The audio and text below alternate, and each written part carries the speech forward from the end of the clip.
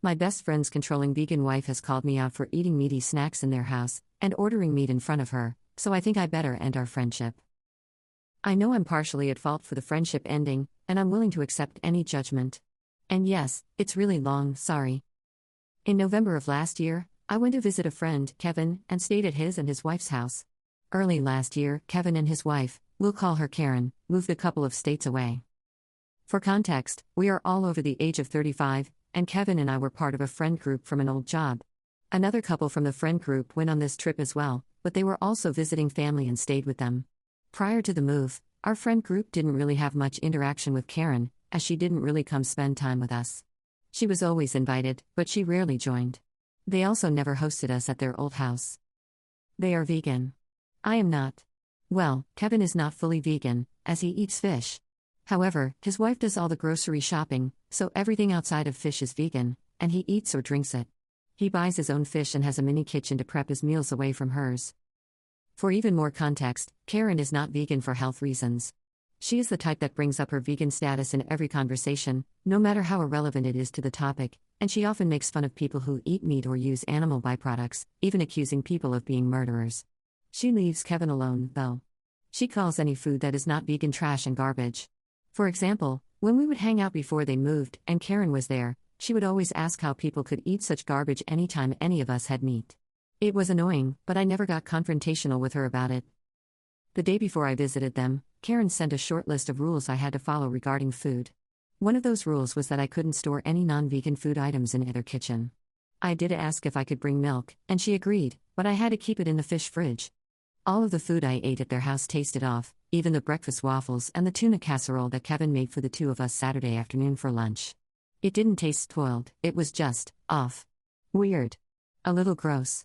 I've never eaten vegan food before, so I figured it was just that, food made with vegan ingredients. I couldn't really eat much after a few bites. Fortunately, I had packed a few protein, non-vegan, snacks that I kept in my room, inside a zippered canvas bag, at the bottom of my suitcase. I wasn't specifically prohibited from bringing snacks to keep in my room, and I made sure to keep my trash and disposed of it after I left. I did eat some street food from the market Kevin, and our friends went to Saturday afternoon, and I ate like a horse at the restaurant we went to that Saturday night. I am not ashamed. My husband and I are supposed to visit them this weekend, and Karen called me a couple of hours ago. She wanted to tell me that I wouldn't be allowed to bring any milk this time around. She also said that my husband and I couldn't bring any snacks and that I should have asked last time. Apparently, she had gone through my suitcase when Kevin and I and our friends were out at the market and found my snacks. In addition to that, she also told me that she replaced my milk with almond milk and thought that was just hilarious. I drank some milk Friday night before bed and one glass on Saturday morning.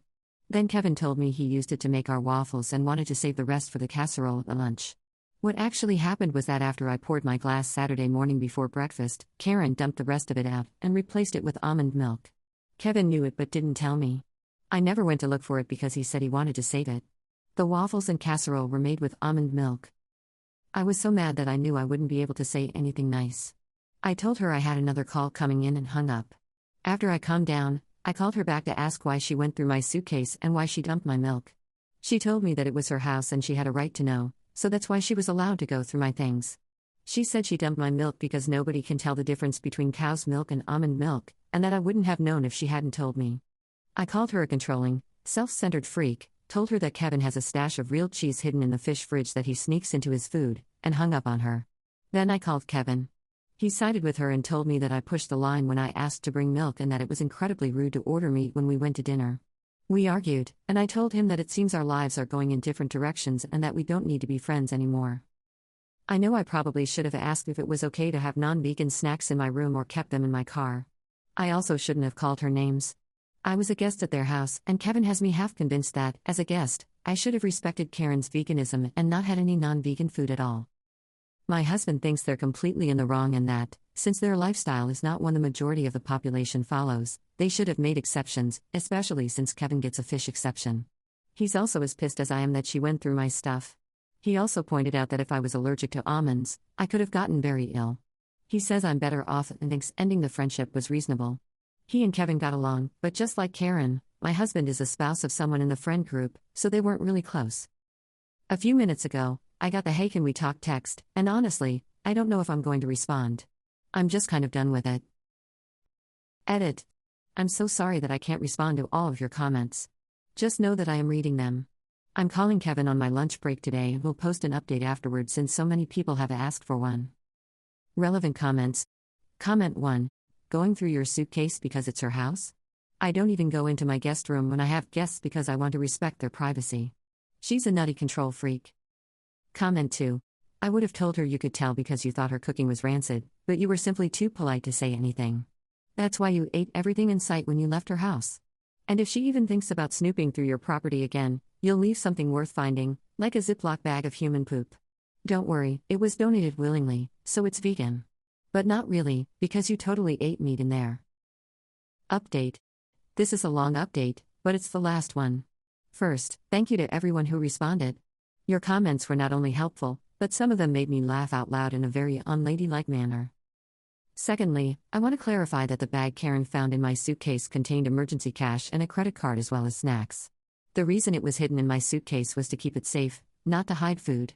I wasn't sneaking it in, this will be important later, but yes, I did have protein bars in there just in case I had issues with their food. Naughty me. I responded to Kevin yesterday and told him I needed some time to think, and I'd get back to him today. I took some of your advice and reached out to our friend group last night. After the group chat and also talking individually with the friends who were there that weekend, I learned some things.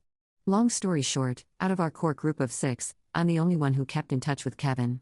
The only reason those 2 friends accepted Kevin's invitation to visit that weekend was because I was going, visiting family was just a bonus. After taking the rest of the night to think about it and sleeping on it, I realized that all of you are right about Kevin's complicity regarding the milk switch. I hadn't paid as much attention as I should have because I was so focused on Karen's actions. I also realized that when I told Kevin yesterday that Karen had confessed to going through my stuff, he didn't actually respond, he just changed the subject, talking about how it was rude of me to ask to bring milk in the first place. Anyway, I called Kevin on my lunch break today and ran through the list of issues: Karen going through my suitcase, him not telling me about the milk switch, Karen switching the milk in the first place after agreeing to let me bring it, and the fact that what I eat is none of their business as long as I'm not contaminating their food. Kevin essentially told me the only thing he would apologize for was saying it was rude to order non-vegan food at the restaurant. He said that since they had plenty of food in the house for me to eat, he didn't have to apologize for anything else. Apparently, Karen had told him not to tell me about the milk switch because she wanted to prove I couldn't tell the difference between vegan and non-vegan food. This is essentially the same thing she said to me yesterday. I told him that since I didn't eat much of it beyond a few bites, clearly I could tell the difference. He said he was eventually going to tell me but forgot. I told him that Karen could have just said no when I asked to bring milk instead of being a swampy butthole about it. He said that although he didn't agree with Karen going through my things, I wasn't owed an apology because I broke the rules by sneaking meat into their house. There was a meat stick in that canvas bag. I explained that I had only been told I couldn't have non-vegan food in the kitchens and that the meat stick was left over from my drive to their house. As long as I didn't switch it with their food, like a certain someone, I hadn't done anything wrong. The last thing he told me was that another reason I wasn't getting an apology was because, after I told Karen about his cheese stash yesterday, she had unplugged his fish fridge. He didn't get home from work until late, and, according to his Google search, all the refrigerated fish had to be thrown away. Apparently, this was my fault. He said that we were even now. He didn't tell me about the milk switch, and I snitched about his cheese.